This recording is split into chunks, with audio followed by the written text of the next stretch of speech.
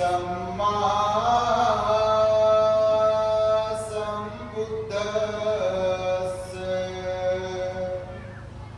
मनोपुब्बंगमाधम्मा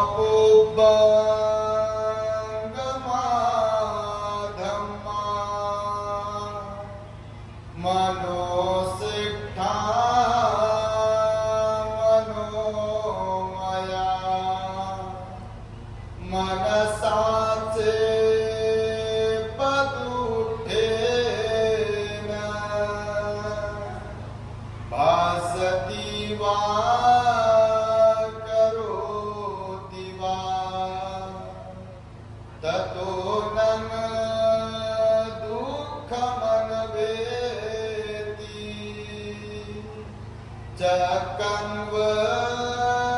चकन्वतो पदं मनोपुब्बंगमाधम्मा मनोसिद्धा मनोमया मनसाचे प्रसन्नेन भासति वा करोति वा ततो न सुखमनवेति छायाव अनपायिनी।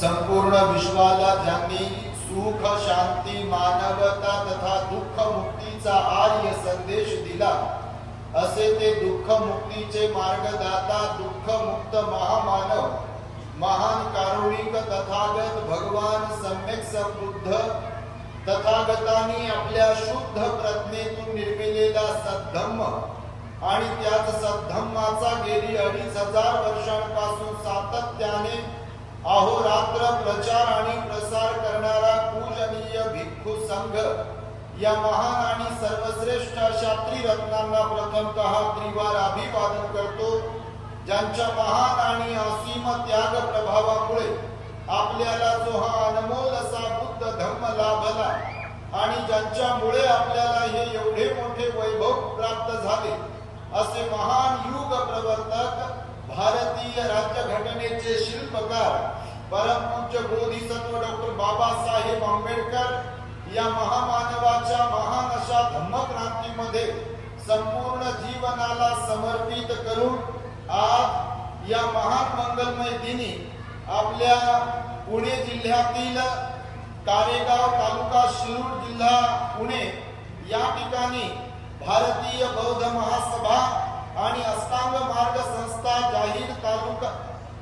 जाहीर तालुकास्तरीय बौद्ध धम्म परिषद आज रविवार दिनांक 22 मार्च 2026 रोजी जिल्हा परिषद प्राथमिक शाळा कारेगाव तालुका शिरूर जिल्हा पुणे या ठिकाणी संपन्न होत असताना धम्ममंचावरती माझ्या समवेत उपस्थित असलेले पूजनीय भिक्खू बुद्ध घोषजी महाथेरो, पूजनीय भिक्खू रत्नदीपजी थेरो, पूजनीय भिक्खू धम्मबोधीजी थेरो, पूजनीय भिक्खू यन धम्मानंदजी थेरो, कार्यक्रमाचे मार्गदर्शक पुणे सहाय्यक आयुक्त पुणे समाज कल्याण विशालजी अशोक लोंढे, त्याचबरोबर या ठिकाणी कार्यक्रमासाठी प्रमुख उपस्थितीमध्ये लाभलेल्या गावच्या सरपंच हौसाबाई जगताप, उद्योजक किशोर वाघमारेजी आणि सर्वच प्रमुख उपस्थितीमध्ये पाहुणे, त्याचबरोबर तालुका कार्यकारिणी आणि ज्यांच्या संकल्पनेतून ज्यांच्या निमंत्रणावरून आम्ही इथे उपस्थित आहोत असे आमचे श्रद्धावान धम्म उपासक भैयासाहेब माधव सोनकांबळे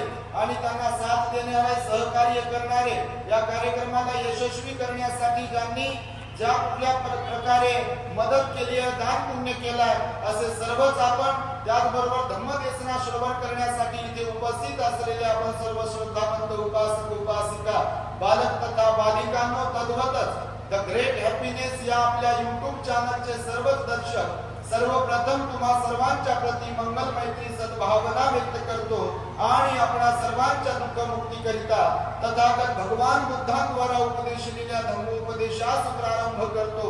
आपण सर्वांनी शांत, एकाग्र आणि श्रद्धायुक्त चित्ताद्वारे अनमोल बुद्धवाणीला आपल्या हित सुखाकरिता श्रवण करावे, ग्रहण करावे। अगदी सकाळपासून आपण इथे बसलेले आहात, आम्ही पण इथे बसलेलो आहोत. तुम्ही खाली चेअरवर बसलात, आम्ही इकडे सोफ्यावरती बसलो आहे आणि प्रारंभीपासून अगदी कार्यक्रमाचं उद्घाटन असेल, नंतर प्रास्ताविक आहे, नंतर स्वागत समारंभ झाला, नंतर लोटे सरांचं भाषण झालं आणि त्यानंतर एक एक करून भंतीजींची ही धम्मदेसना प्रवचन झाली आणि नंतर आम्हाला हे अध्यक्षीय समारोपासाठी आमच्याकडे माईक दिलाय. खरा मी तीनदा सोनकांबळेंना, आमच्या रजाने साहेबांना, पाटील सरांना विचारत होतो की मी आशीर्वाद देतो आणि कार्यक्रमाचा समारोप करूया, कारण वेळ खूप पुढे आणि पुढे गेलेला आहे. आता मला वाटतं किती 4 वाजले का 5 वाजले, बाबा 4 तरी वाजले आणि जेवणाची पण वेळ होऊन गेली आहे. जेवण तिकडे वाट पाहत आहे, जेवण वाढणारे पण रेडी आहेत आणि तुम्ही पण आता रेडी असाल म्हणून मी म्हणत होतो का आशीर्वाद देऊ आणि कार्यक्रमाचा समारोप करू, परंतु आमची डोळ्यात पाणी आणून विनवणी सुरू होती, बंदीजी असं नका करू, धम्मदेसना द्या. आणि तुमच्या एवढ्या मोठ्या संख्येने उपस्थितीला पाहूनही माझ्या मनात मग विचार आला की धम्मदेसना श्रवण करण्यासाठी म्हणूनच इथे तुम्ही बसलेला आहात ना की जेवण्यासाठी. खरं की खोटं? खरंच म्हणा. तर बघा, एकदा यांच्यासाठी टाळ्या वाजवा. साऊंड ऑपरेटर हे लाईट गेली की मध्येच तिकडे पळते, जनरेटर सुरू करते, पुन्हा इकडे येऊन लाईट आली की इकडचं सुरू करते. पोलीस प्रशासनातील अधिकारी पण इथे बसलेले आहेत, पत्रकार बंधू पण आहेत, आमचे कॅमेरामॅन पण इथे आहेत आणि आपल्या कारेगाव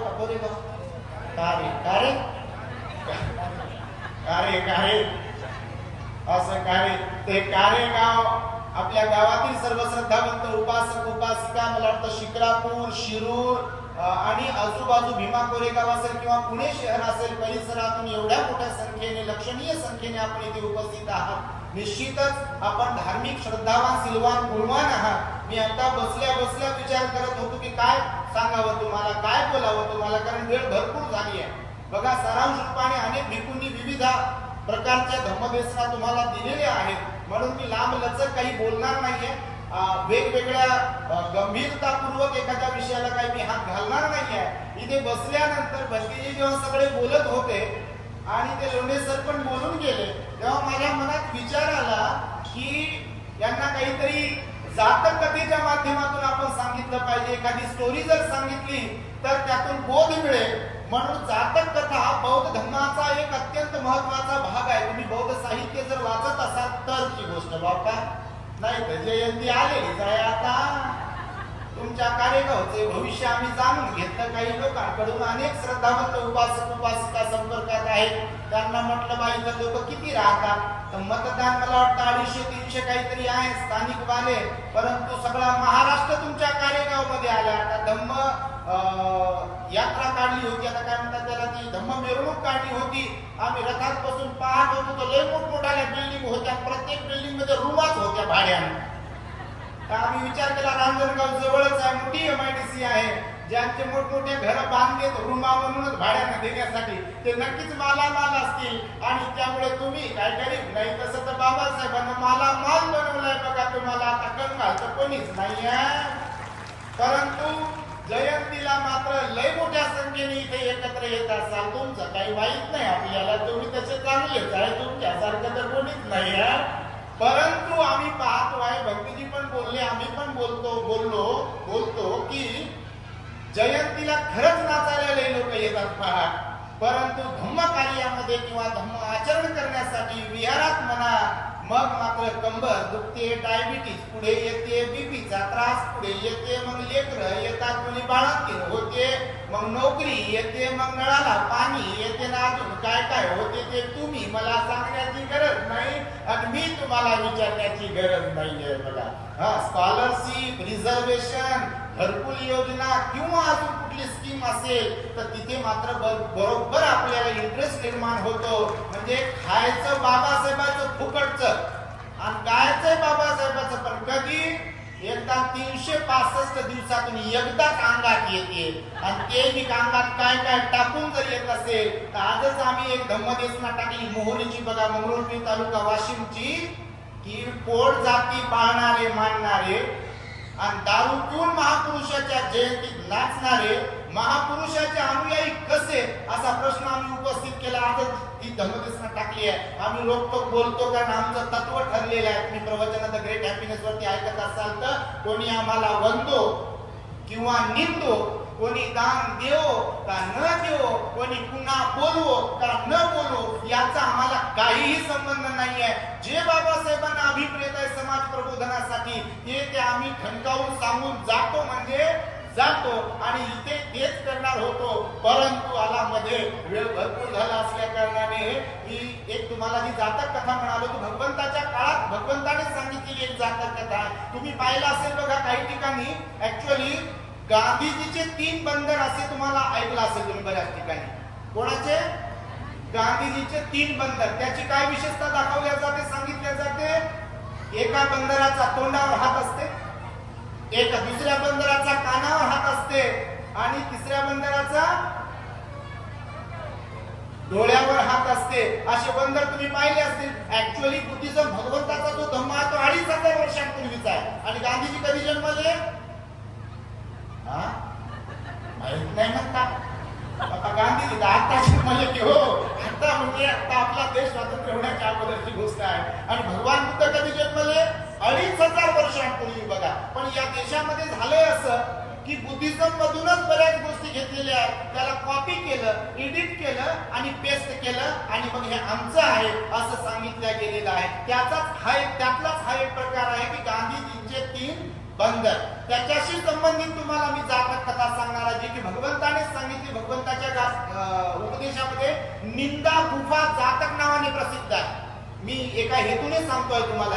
निंदा गुफा जातक नावाची आहे. त्याच्यामध्ये मनुष्य समाज किती विचित्र आहे आणि कसा विचित्र आहे याबद्दलचा उहापोह केलेला आहे.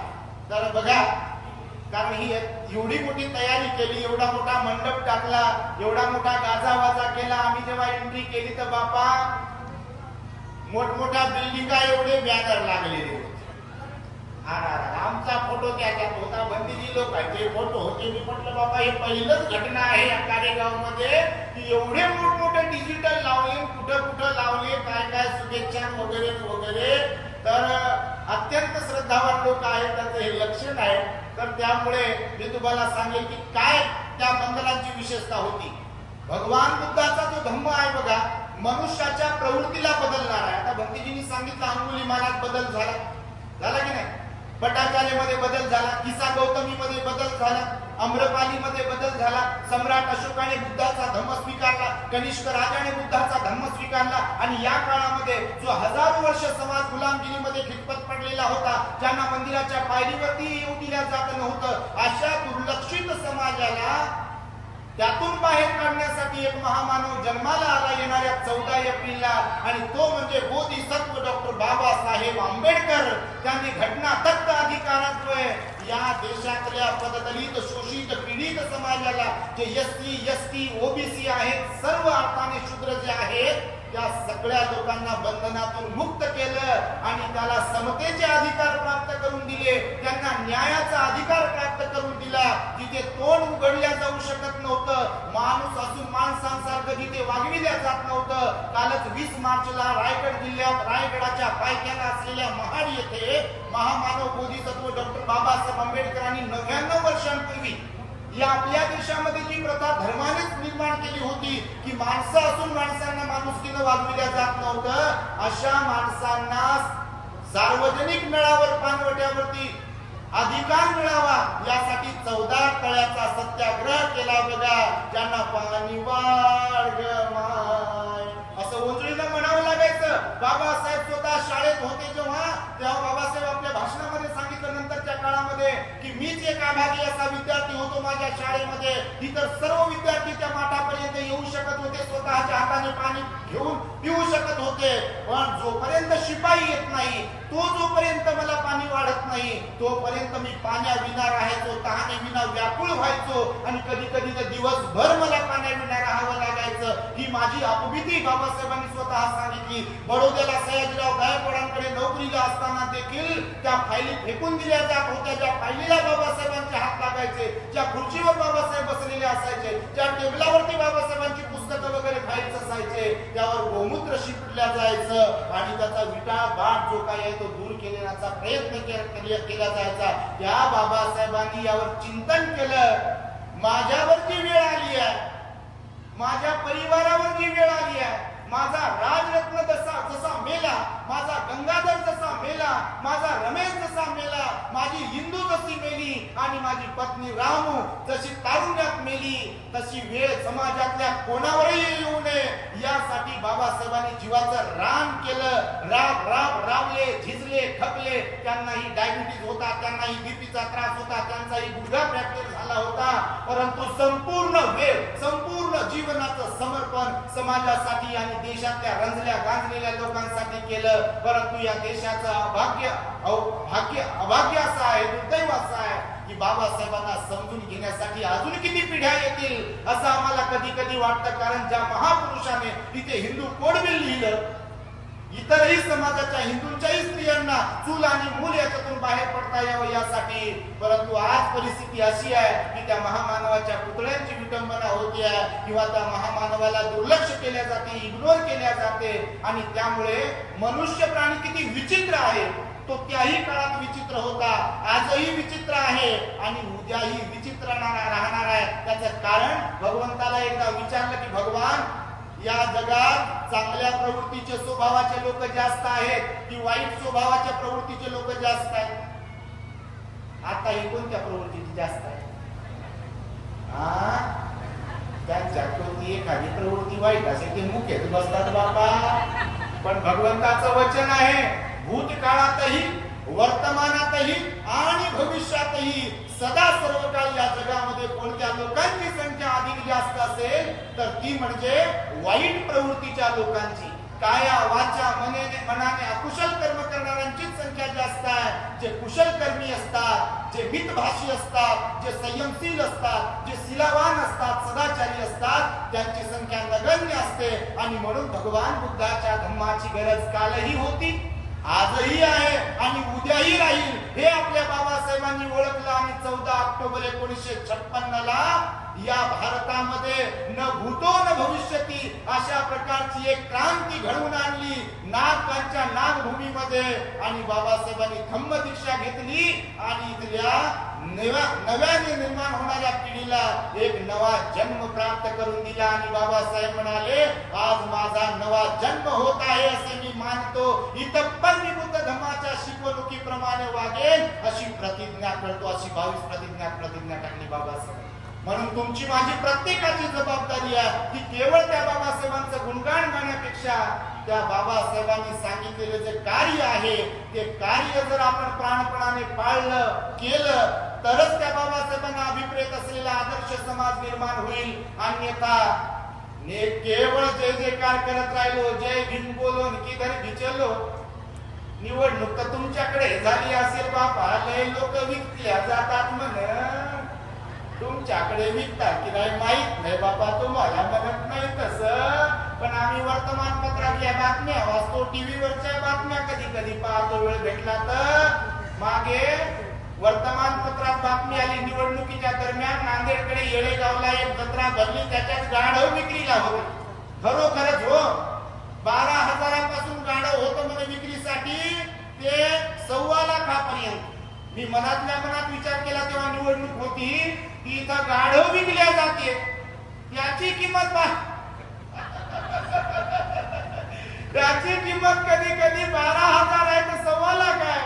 अरे माणूस जर 520 रुपयामध्ये विकल्या जात असेल, 1000 रुपयात विकल्या जात असेल तर त्याच्या जीवनाला काही अर्थ आहे का हो? आणि म्हणून मनुष्य हा विचित्र प्राणी आहे, तो सदैव रागाद्वेषात लोभामध्ये भरलेला असतो. म्हणून चांगलं सहनच होईल सगळ्यांना किंवा चांगलेच वागतील असा कोणाचाही काही नियम नसतो. इथून तिथून माणसं सगळे सारखेच असतात का? नाही आहे. तर त्यामुळे बघा, एका पर्वतावरती एका बंदराची टोळी राहत होती. बंदर समजते ना, माकड म्हणा बाबा, बंदर हिंदीत गेलं तर माकडाची एक टोळी राहत होती. आणि त्या माकडाच्या टोळीचा एक म्होरके असतो बघा. तुम्ही जर कधी पाहिलं असेल, गावाकडे जन्म झाला असेल तर तुमचा कुठं कोणत्या घरात जन्म झाला, आता झाले श्रीमंत तुम्ही, परंतु हजारो वर्ष गुलामच होते की नाही? होते की नाही? गुलामी का टूट गया जाल, ये है मेरे भीम का कमाल, ये भिखारी बने हैं माला माल. कोणी बनवलं माला माल? कोणी? जे मुख्य बसतील ते बाबासाहेबांचे नाही हो बाबा. कारण प्रश्न विचारला बाबासाहेबांच्या संदर्भात, कोणी मालामाल बनवलं? आज जे गाडी आहे, माडी आहे, हा रुबाब जो आहे, हा जो कोर्ट आहे, किंवा जे काही सरपंच असेल, नगरसेवक असेल, आमदार असेल, खासदार असेल, मंत्री असेल, नोकरी असेल, समाज कल्याण खात्याची असेल का कोणत्याही खात्याची असू दे, हे भरभरीचे कपडे, दागिने, हे सगळं काही जे मिळालंय, हा माईक जो मिळालेला आहे, हे जे जीवन मिळालेलं आहे, हे कोणामुळे? बाबासाहेबांमुळेच आहे. आणि हे आज बाबा आमच्या गेले ते पाहिलं डेंजर आहे हो. आम्ही तिथं जातो तिथं ही लाईटच जाते बा, काय होते ते काही माहित नाही. बरं झालं तुम्ही जनरेटर चालू ठेवलं ना, आपला ऑपरेटर लई चांगला आहे, तिथे लगेच तिथं पळत गेलं बा, तर ते खरंच चांगलं आहे बघा. तर सगळ्या बंदिनीच्या प्रवचनावर थोडंच लाईट गेली बघा. तर हे मनुष्य प्राणी विचित्र असण्याचं हे पण एक लक्षण आहे बघा. मी तुम्हाला सांगतो, कोणाला नाव ठेवत नाही, कारण चांगलं सहन होत नाही, वाईटलाही सहन होते. जसं की वाईटांना कोणते लोक आवडतात? चांगले की वाईट? वाईटांना वाईटच लोक आवडतात आणि चांगल्यांना चांगलेच लोक आवडतात. हे भगवान बुद्धाची वाणी आहे तुमच्या माहितीसाठी म्हणून सांगतो. आणि म्हणून आपण चांगलेच असलो पाहिजे, तर आपल्याला चांगलं आवडेल. तर त्या पर्वतावरती मग सगळ्या माकडांची एक टोळी राहत होती. त्यांची विशेषता असते, त्यांच्या टोळीचा एक मोडक्या असतो. वानराची असेल तर त्याला म्हाळ्या म्हणतात बघा, माकडाची पण असेल तर त्याचा एक मोरक्या असतो, तो एकदम मेन बॉस असतो. तो कोणाला येऊ देत नाही आपल्या टोळीमध्ये, किंवा कोणीकडे जायचं वगैरे तोच नेतृत्व करत असतो. ही विशेषता आहे बघा. प्राण्यांचे पण तसंच असते. तुम्ही जंगली प्राणी वगैरे पाहिले का नाही, तर त्यांच्या टोळ्या वगैरे असतात. तर झालं असं की त्या पर्वतावर ते माकडं राहत होते. माकडं राहत होते तर त्यांचा जो नेतृत्व करणारा मोरक्या होता, तो माळ्या किंवा जो कोणी होता तो नर, तो अत्यंत आकर्षक होता बघा. आता इथं आपण एवढे बसलो की नाही, एवढे जर आहोत बघा. आता इथे कोणाला कोणती सौंदर्यता आणि कोणाला कोणती बुद्धी प्राप्त झाली असेल, बुद्धी चातुर्य प्राप्त झाला असेल, तर ते वेगवेगळं आहे बघा. तुमच्या घरात तुम्हीच जन्माला घातलेले सगळे मुलं सारख्याच बुद्धीचे असतात का? बाबा मुख्य बसता काही काही, कारण बाय भेटाले भारी घेता. आमची पोरगी खालची मानवर घालत नाही म्हणते, पोरगातलेच विनम्र आहे म्हणते, व्यसन तर कोणतंच नाही. संध्याकाळी तर विचारूच नका बाबा. मम्मीला म्हणते माझ्याकडे पाहत नाही म्हणते, बापाला म्हणते एकदा बोलले तर बोलले, आता पुन्हा बोलू नका. ते मुकत बसते. 1.25 लाखाची होती तेव्हा,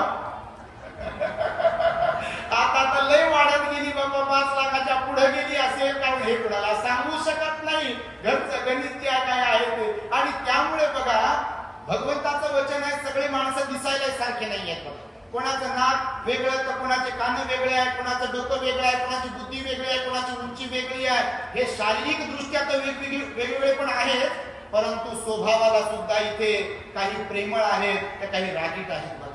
काही करुणावान आहेत तर काही प्रचंड क्रोधी आहेत बघा. काही दानी आहेत तर काही कंजूस आहेत बघा. काही सदाचारी लोक असतात तर काही दुराचारी लोक असतात बघा. काही लोक ध्यानी असतात तर काही लोक बिलकुल ध्यानावर नसतात. तुम्ही चांगले तसे, पण काही लोकांची गोष्ट बघा, बिलकुल ध्यानावर नसतात काही लोक. तर मग माणसं सारखे नसतात आणि प्राणी सारखे नसतात बघा. तसं मग या माकडांच्या टोळीचा जो मोरक्या होता, त्याला विशिष्ट रूप प्राप्त झालं होतं त्याच्या पुण्यकर्माने बघा. तर त्याचे केस असे एकदम सुंदर होते, तो दिसायला पण आकर्षक होता सगळ्यांमध्ये. तुम्ही माकडं, वानरं, कुत्रे बघा, यांच्यामध्ये सुद्धा काहींमध्ये सौंदर्य चांगलं असते, काहींची बुद्धिमत्ता चांगली असते. जसे पाळीव कुत्रे बघायला भारी असतात, ऐकतात, बस म्हटलं की बस, उठ म्हटलं की उठते, घरात घाण करू नको म्हटलं की करत नाही, बाहेर घाण करायला गेलं तिकडे म्हटलं की आता इथं घाण करते, खरंच करते, तसं करते की नाही. बैल पण फार हुशार असतात बघा. बैलाला चल म्हटलं की चलते, घराकडचा रस्ता पाहिजे तो त्याच रस्त्याने जाते, त्याला थांब म्हटलं की थांबते. माणूस लय विचित्र आहे बापा. आईचं ऐकत नाही, बापाचं ऐकत नाही, नवरा बायकोचं ऐकत नाही, बायको नवऱ्याचं ऐकत नाही. कारण लाट्याची धर म्हणले की बांड्याची धरते, बांड्याची धर म्हणले की लाट्याची धरते. मग विचारूच नका काय काय होती ते तुम्हाला मी सांगायची गरज नाहीये.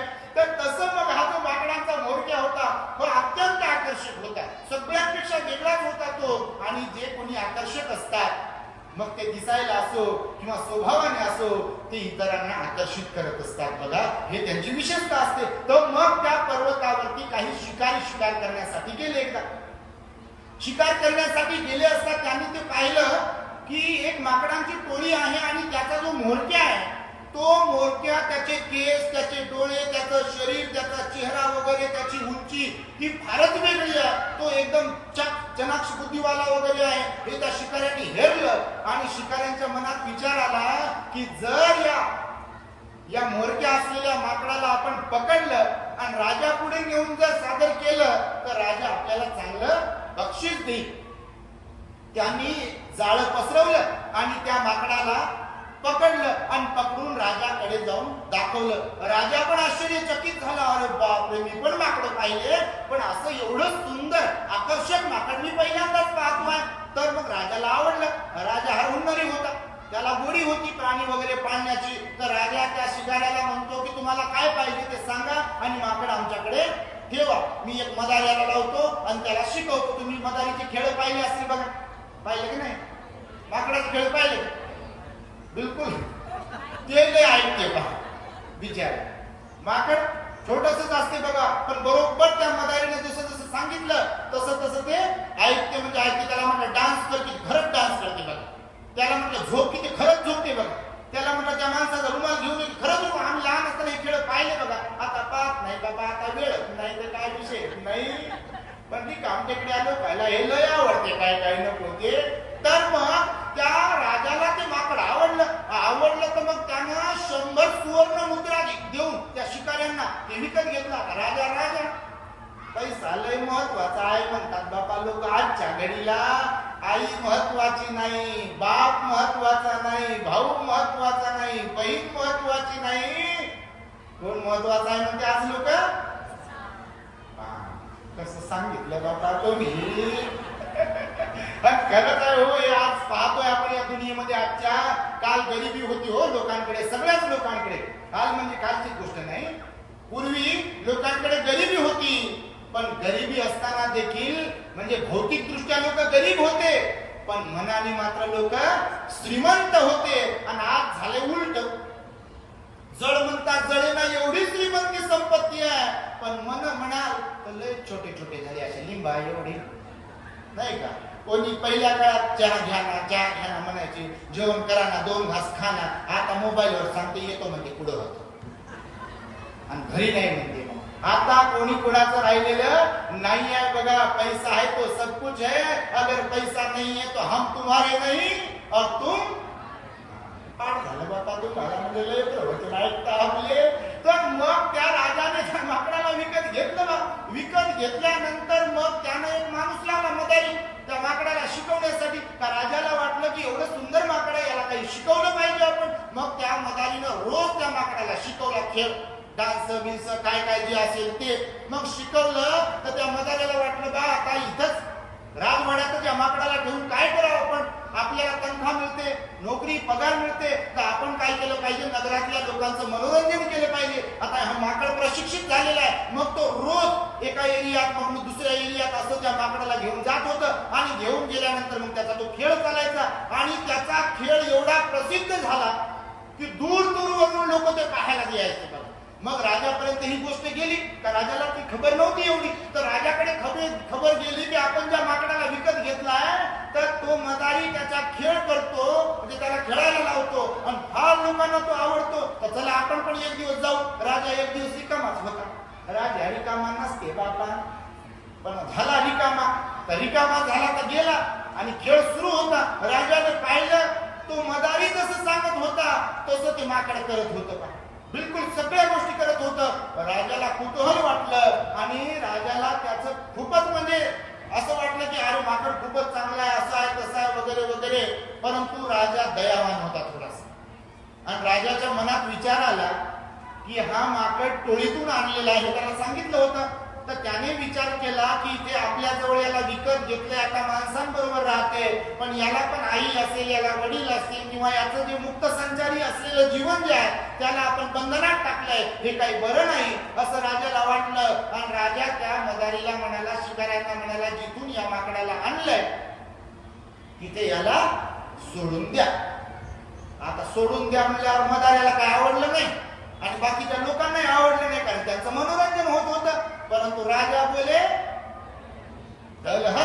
आजही कालही आणि उद्याही राजा राजाच असतो. जे कोणता निर्णय घेईल, जो कोणता ठराव पारित करेल, त्याला कोणी क्रॉस करू शकत नाही, कारण तो राजा असतो. मग आजचा असो की कालचा का उद्याचा असो. मग सैनिकांनी ऐकलं आणि त्या माकडाला घेतलं आणि जंगलामध्ये नेऊन सोडलं. आता खरी गोष्ट जातक कथा इथून सुरू होते की जी मी तुम्हाला ही पार्श्वभूमी सांगितली त्याची, की असं असं झालं होतं. मग आता हे माकड गेलं बा, हे तर महाराज होतं, सगळ्यांचा बॉस होतं, हे गेलं.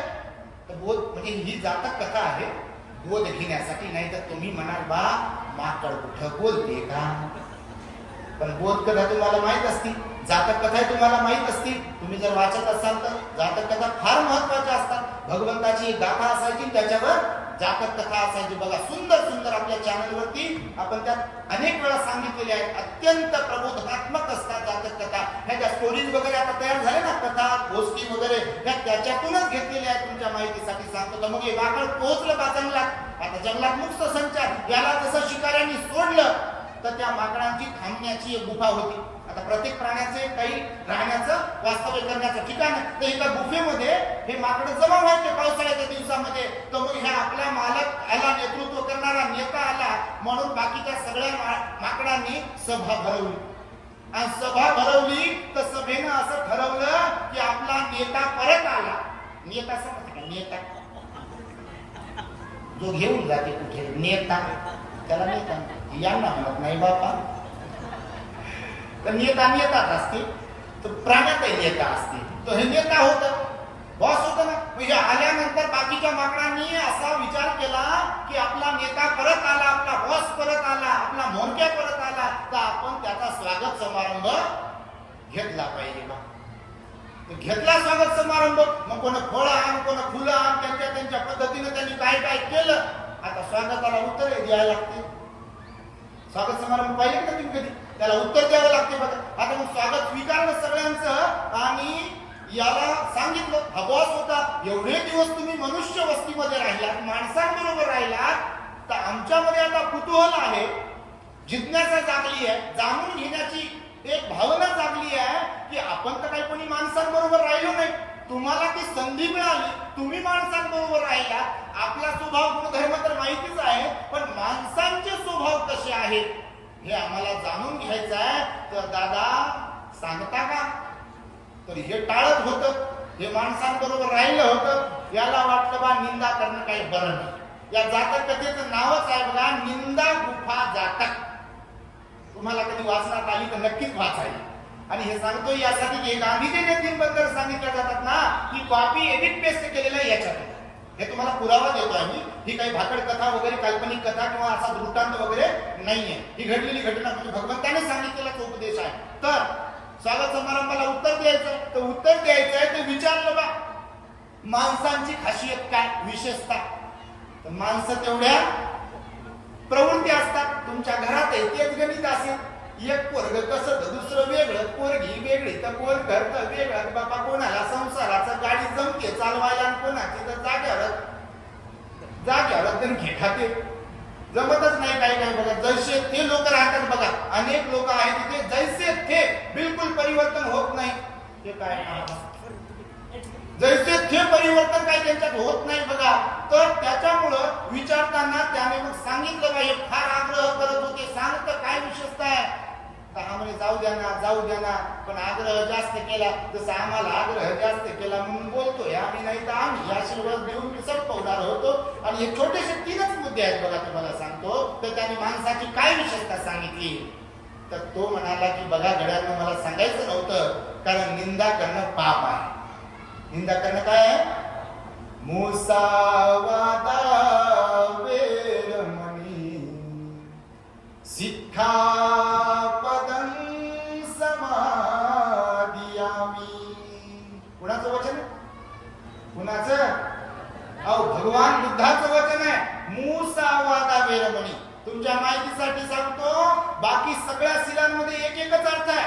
म्हणजे अनातिपाता हिंसा करू नये, आदिनदाना चोरी करू नये, कामसुमिचारा व्यभिचार करू नये.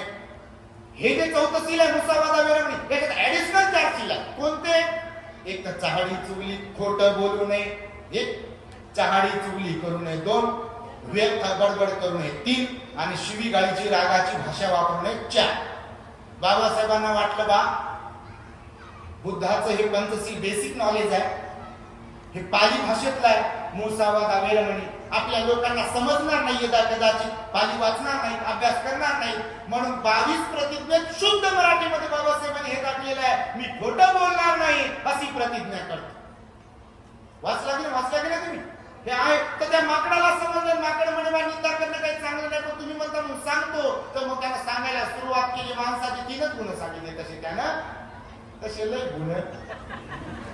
पहिलं सांगितलं त्यानं की ते म्हणे बा मी एवढे दिवस राहिलो तिथं, माणसांना निहाळलं, मी ऑब्झर्व केलं, माणसांमध्ये एक विशेषता आहे दुर्गुणाची, अवगुणाची, विचित्रपणाची, ती म्हणजे एक एकात नाही, लेख बापात नसतो म्हणे. माणसात, मानवी समाजात एकी नाही म्हणे. एकाच समाजाची गोष्ट नाही केली. काय म्हणला तो?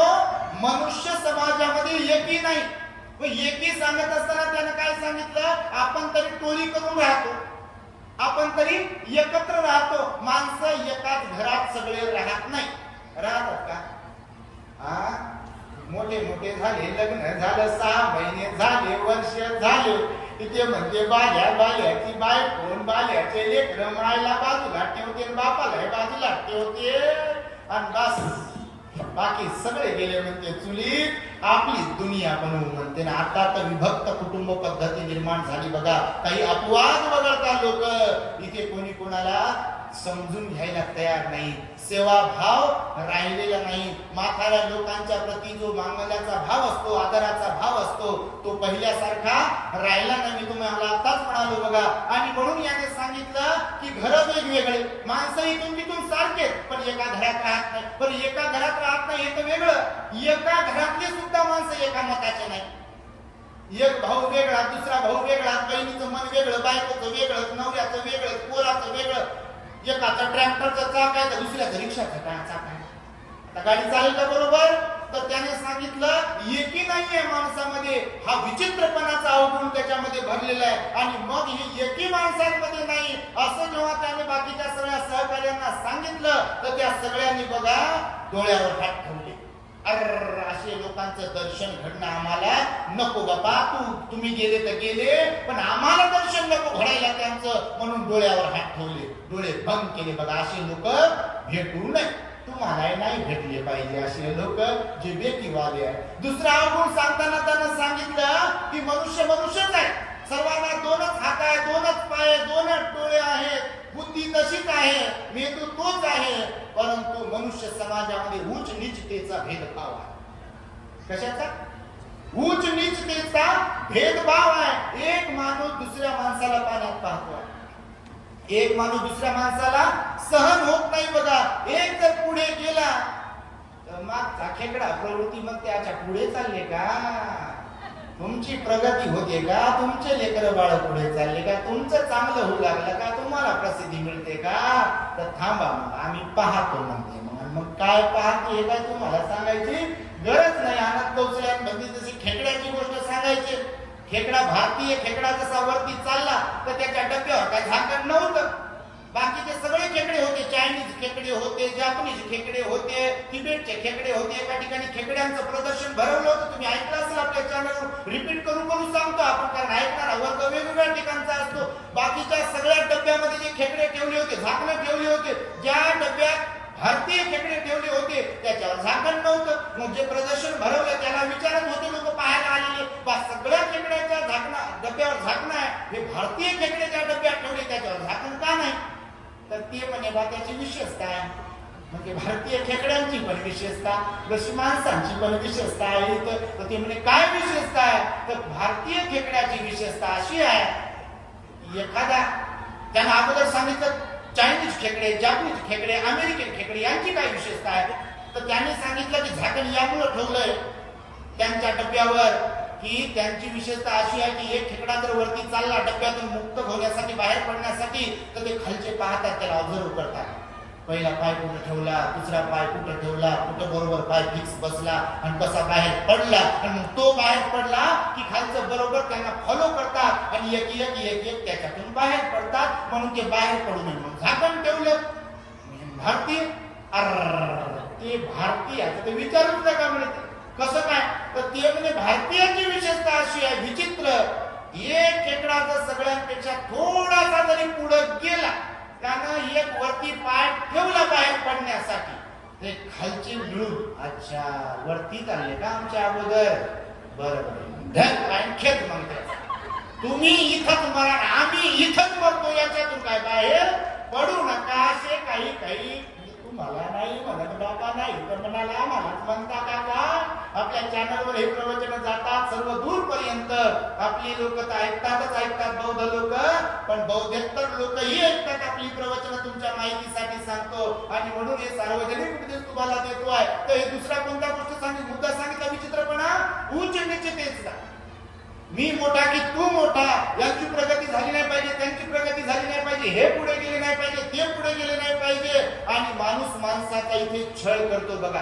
इथे स्त्रियांचा छळ होतो, इथे शूद्रांचा छळ होतो, इथे बलात्कार होतात. सर्वानुभूती एक ईश्वर आपल्या देशात शिकवल्या जाते, कुणावर टीका टिप्पणी करत नाही, निंदा करत नाही आपण, शिकवल्या जाते असं, सांगितल्या जाते असं, पण वागणं मात्र त्याच्या उलट असते बघा.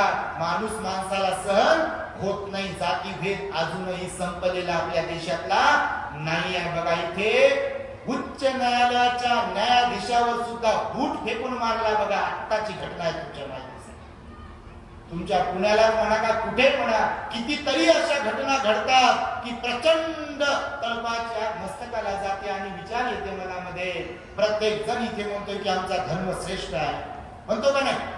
आपल्या देशातला प्रत्येक माणूस तो कोणत्या धर्माला फॉलो करत असेल तो काय म्हणतो, आमचा धर्म श्रेष्ठ आहे. तर मला सांगा, एक माणूस म्हणून माणुसकी सोडून वागणारे लोक कोणत्या धर्माला फॉलो करत असतील? माणुसकी शिकवली आहे की नाही धर्मामध्ये? भगवान बुद्धाने सुद्धा हीच माणुसकी शिकवली आहे. म्हणून उच्च विचिता हा मनुष्यामध्ये असलेला अवगुण आहे, आणि तो विचित्र अवगुण आहे हा त्याने आपल्या सगळ्या सहकार्यांना सांगितला. आणि हे सगळं सांगत असताना मी शॉर्टकट मध्ये तुम्हाला सांगतो, सगळं सांगत असताना मग झालं असं की त्या समोरच्या माकडांमध्ये सुद्धा काही बुजुर्ग होते, काही मादी होते. तर हे सगळं ऐकत असताना की माणसांमध्ये किती विचित्र प्रथा आहेत, वागणं आहे, स्वभाव आहे, गुण आहेत. तर हे ऐकता ऐकता तिसऱ्या लेवलला मग ते बाकीचे माकडं म्हणाले की बघा, हे निंदा करणं पाप आहे. निंदा करणं काय पाप आहे, आणि दुसऱ्यांनी जे काही आहे हे ऐकत असताना उच्च नीचता आहे म्हणून ऐकत असताना कानावर हात ठेवले. कशावर? सांग नका, बस बस बस म्हणते. त्या माकडाला काय म्हणाले बाकीचे? बस करा, कानावर हात ठेवले. पहिल्यांनी कशावर हात ठेवले? डोळ्यावर हात ठेवले. दुसऱ्यानंतर कानावर हात ठेवले. आणि मग हे बाकीचे सगळे चर्चा करत होते माकडे त्या सभेतले की हे असं निंदा करणं जर पाप आहे तर आपण निंदा केली नाही पाहिजे. आणि मग सगळ्यांनी तोंडावर हात ठेवले. किती पॉइंट झाले? ही अशी जातक कथा आहे. म्हणून तुम्हाला मूर्त्यांमधून फोटोमधून जिथे कुठे पाहायला मिळेल तोंडावर, डोळ्यावर आणि कानावर हात ठेवलेले, ही अशा प्रकारची बोधप्रद जातक कथा आहे. आणि भगवान बुद्धाने बघा मनुष्यामध्ये असलेल्या विचित्र अवगुणांना संपविण्यासाठी मनुष्यातली देवदत्ताची प्रवृत्ती, अंगुलीमाळ दाखवली प्रवृत्ती किंवा वेगवेगळ्या प्रकारच्या प्रवृत्त्या संपवण्यासाठी म्हणूनच उपदेश केले. आणि म्हणून त्या काळामध्ये बघा अंगुलीमाळ, पटाचारा, किस्सा गौतमी सारखे लोक, राजा प्रसंगी बिंबिसार राजासारखे लोक स्वतःला बदलून घेतात.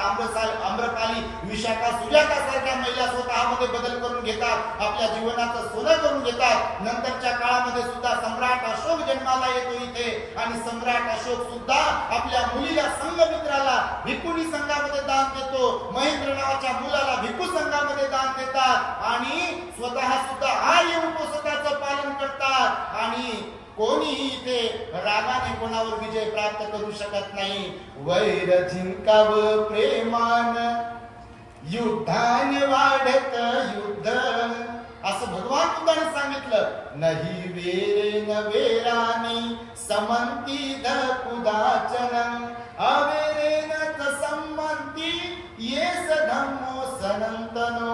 वैराने वैर शांत होत नाही. तो कौटुंबिक जीवनातील असो की सार्वजनिक जीवनातील असो किंवा अजून कोणत्याही जाती धर्मातील असो, वैराने वैर कधी शांत होत नाही. प्रेमानेच वैर शांत होतो हे भगवान बुद्धाने शिकवलेलं आहे. आणि म्हणून आम्ही सांगतो, डोक्यावर बर्फ आणि इथे साखर ठेवून ज्यांना जीवन जगता येईल, मग त्यांचं वैयक्तिक जीवन असेल किंवा सार्वजनिक जीवन असेल, त्यांचं जीवन यशस्वी होते. अन्यथा जीवनाची स्वतःच्याही आणि इतरांच्याही बर्बादी करणारा माणूसच असतो. आणि म्हणून डोक्यावर बर्फ ठेवत जा आणि तोंडामध्ये साखर ठेवत जा, खरोखरची नाही. कारण खरोखरचा बर्फ ठेवायचा कार्यक्रम बिघडते. खरोखरचा बर्फ नाही, बर्फ म्हणजे शांतता. आरे म्हटलं की का रे, भांडणाने भांडण वाढते बघा. आणि त्याच्या मुलांना तोंडात गोडवा ठेवला पाहिजे. भगवंताकडे काय होतं अंगुलीमालाकडे जाताना? शस्त्र घेऊन गेले होते का? राग घेऊन गेले का? द्वेष घेऊन गेले का? प्रेमाची भाषा बोलले त्याला की हे अहिंसका, तुझ्यातलं साधुत्व अजून कायम आहे, ते तू कायम ठेव.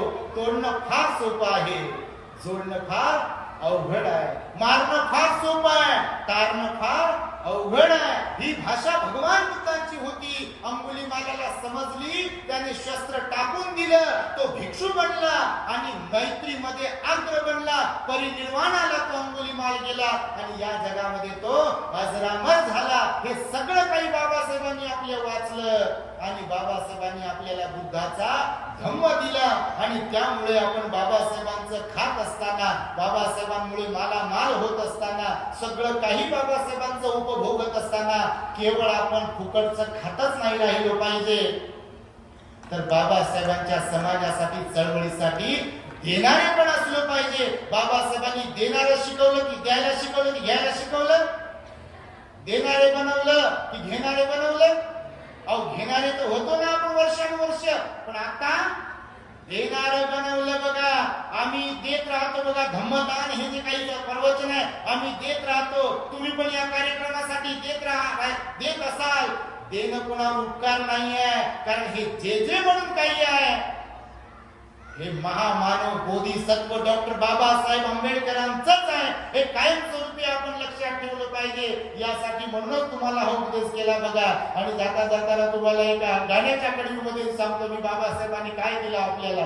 सोन्याचा धूर निघतो झोपडीत माझ्या, मजला सलाम करतो तो दिल्लीचा राजा, मजला सलाम करतो तो दिल्लीचा राजा. भीमलेखनीची धार, क्रांतीची झाली तलवार, क्रांतीची झाली तलवार.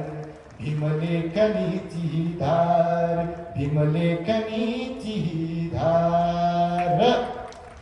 हे तुम्हाला जाणीव करून देण्यासाठी मी सांगितलं की आम्ही काही गायक नाही बाबा तसे, परंतु बुद्ध बाबासाहेबांचं जे गाणं आहे ते प्रबोधनाचं गाणं आहे. आणि याच्यामध्ये एक मोठा भावार्थ काय बघा. सोन्याचा धूर निघतो. काल झोपडीमध्ये राहणारी माणसं आज बंगल्यामध्ये आली बाबासाहेबांच्या मुळे. त्यांच्या सावलीचा विंटाळ होत होता, आज लोक त्यांना खरंच नमस्कार करतात बघा, सलाम करतात. आणि म्हणून हे सगळं बाबासाहेबांचं असल्या कारणाने या धम्म चळवळीमध्ये आपण उतरलो पाहिजे. आपणही समाजाचं देणं लागतो, ही गोष्ट आपल्या लक्षात ठेवली पाहिजे. आणि ही पहिली धम्म परिषद तुम्ही यशस्वी इथे आयोजित केली, परंतु भक्तीजींनी सांगितलं, आम्ही सांगतो ही शेवटची होता कामा नये. आपापल्यामध्ये मतभेद, मनभेद, भेदे, दावे, मान पान हे जे काही कार्यक्रम बिघडवणारे कार्यक्रम आहे हे तुम्ही काढून दिले पाहिजे. जर बाबासाहेबांनी याचा विचार केला असता मानापानाचा किंवा स्वार्थाचा, तर आज हे आपला देह सोन्यानं नटला नसता. आणि म्हणून धार्मिक कार्यामध्ये सोयीकीसारखं कोणी रुसू फुगू नाही. तुमच्याकडे नसल बाबा तसं कोणी पण सांगतो मी, कारण काही काही आम्ही लय गावाखेड्यात शहरात जातो, काही ठिकाणी लय रुसणं फुगणं. आमच्या कमिटीचं नाव टाकलं नाही, आमचं नाव घेतलं नाही, आमचं पत्रिकेत उल्लेख नाही, आम्हाला विचारलं नाही, आम्हाला मूळ पत्रिका दिली नाही म्हणते, आम्ही दिलं म्हणते. आम्ही काय काय बापा तुमच्याकडे नसेल तसं, पण सगळा कार्यक्रम बिघडवणारे बघा. वामन दादा म्हणाले माझ्यातला भीम मीच केला उन्हा दोष देऊ कुणा. अहो दोष आपलाच आहे खरं पाहिलं तर. जर समाजाचा विचार केला तर दुसऱ्याला दोष देण्यात काही अर्थ नाही आहे. कारण घर का भेदी लंका ढाय म्हटलेला आहे. लोखंडाला जसा जंग लागतो आणि त्या लोखंडाला तो खाऊन टाकतो, समाजाला सुद्धा अशी कीड लागलेली आहे आणि समाजाचं नुकसान करणारे सुद्धा दुसरे तर आहेतच आहे, पण आपलेही लोक त्याच्यामध्ये आहेत. हा आमचा अनुभव आहे. आम्ही सगळीकडे सर्वत्र फिरतोय म्हणून. तर तसे कोणी तयार होऊ नका. तुम्ही परिवर्तन स्वतःमध्ये करण्यासाठी सम्यक संकल्प करा आणि बाबासाहेबांना अभिप्रेत असलेला आदर्श बौद्ध समाज निर्माण करण्यासाठी आपल्या द ग्रेट हॅपीनेस चॅनलवरचे प्रवचन ऐकत राहा. औरंगाबादेमध्ये आम्ही 4 माळ्याचं द ग्रेट हॅपीनेस टॉवरचं बांधकाम सुरू केलेलं आहे समाजाच्या स्वेच्छादानातून. मी मुद्दामून शेवटचा पॉईंट तुम्हाला सांगेल, आम्ही कोणाकडे काही मागत नाही, पावती बुक नाही, वर्गणी नाही ना, काहीच नाही. आता आमचे बुद्धगोल भक्तीजी तर माझ्या बाजूला बसले होते, ते मला सांगत होते का ना भक्तीजी म्हणे तुम्हाला काय देऊ पुण्यातून. मी म्हटलं बा काय देऊ म्हणजे मी कुठं मागितलं तुम्हाला. तर ते म्हणे बा आमच्या पुण्यातून आमची इच्छा आहे, पुण्यातल्या लोकांची इच्छा आहे का काही लाखांमध्ये तुम्हाला बांधकामासाठी दान द्यायचे. तो एका भंतेजीसाठी टाळ्या वाजवा बापा, तुमच्यासाठी टाळ्या वाजवा. असा भाव निर्माण झाला पाहिजे ज्याचा स्वार्थ नाव गाव नसलं पाहिजे. नाही तर संध्याकाळच्या गाण्याच्या कार्यक्रमात लय लोक पैसे देतात यासाठी. मला ह्या बिस्तान्याकडून 100 रुपये आलेल्या पार्टी आभाल्या टन टन टन टन. ते फुटते फुल्ल असं माझं नाव घेतलं हो आणि मग येऊ द्या. पण आपल्याकडे तसा कार्यक्रम नाहीये. पण तरी सुद्धा तुमच्या माहितीसाठी सांगतो 5 करोड रुपयाचा खर्च आहे 4 माळ्याच्या टॉवर साठी, ज्यामध्ये मेडिटेशन हॉल आहे, बुद्ध विहार आहे, ई लायब्ररी, वाचनालय, ग्रंथालय आहे, भिक्खू निवास असणार आहे, यात्री निवास असणार आहे. अशी 4 माळ्याची building the great happiness tower तथा विश्वशांती विपसना बुद्ध विहार औरंगाबादेत सिडको कडून जमीन विकत घेतली आपण. त्याच्यावरती आपण ते टॉवर बनवत आहोत. तेव्हा आपण ज्यांना कुणाला इच्छा होईल तेव्हा ऑनलाईन ऑफलाईन दान तुम्ही देऊ शकता. ही एक सूचना माझ्या शब्दांना इथे पूर्ण विराम देतो. खुश भवतु सब मंगलम रक्षन्तु सब देवता सब बुद्धानुभावेन सदा सुखी भवन्तु ते. भवतु सब मंगलम रक्षन्तु सब देवता सब धर्मानुभावेन सदा सुखी भवन्तु ते. भवतु सब मंगलम रक्षन्तु सब देवता सब संघानुभावेन सदा सुखी भवन्तु ते. बुद्धं नमामि धम्मं नमामि संघं नमामि. जय भीम.